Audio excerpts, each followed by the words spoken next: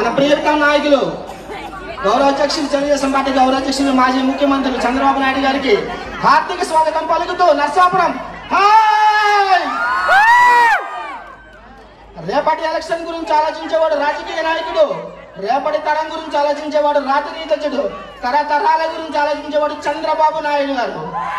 మన రాష్ట్ర గౌరవ అధ్యక్షులు, మన రాష్ట్ర మాజీ ముఖ్యమంత్రి 1995 నుంచి రాష్ట్ర భవిష్యత్తు గురించి అహర్నిశలు కృషి చేస్తూ భావి భవిష్యత్తును నిర్మిస్తూ వేలాది మంది ఇంజనీర్ని, వేలాది మంది సైంటిస్టుని తయారు చేసిన మన ప్రియతమ నాయకుడు చంద్రబాబు నాయుడు గారికి హార్దిక విజయవంతంతో అభినందనలు చేస్తారా?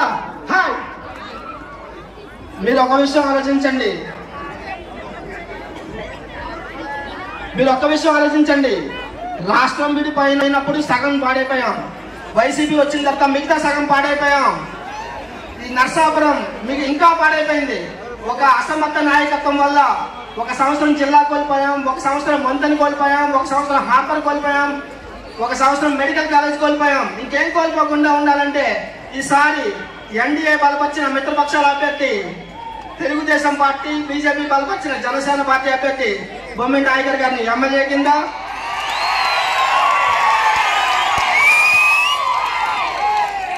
మనందరి ప్రీతమ నేత నరేంద్ర మోడీ గారు బలపరిచిన శ్రీనివాస్ చౌహాన్ గారిని ఎంపీ కింద మీరందరూ కూడా మరవకుండా మర్చిపోకుండా ఈ జనసేన ఒక క్లాసు, ఒక కమలం. చంద్రబాబు నాయుడు ముఖ్యమంత్రి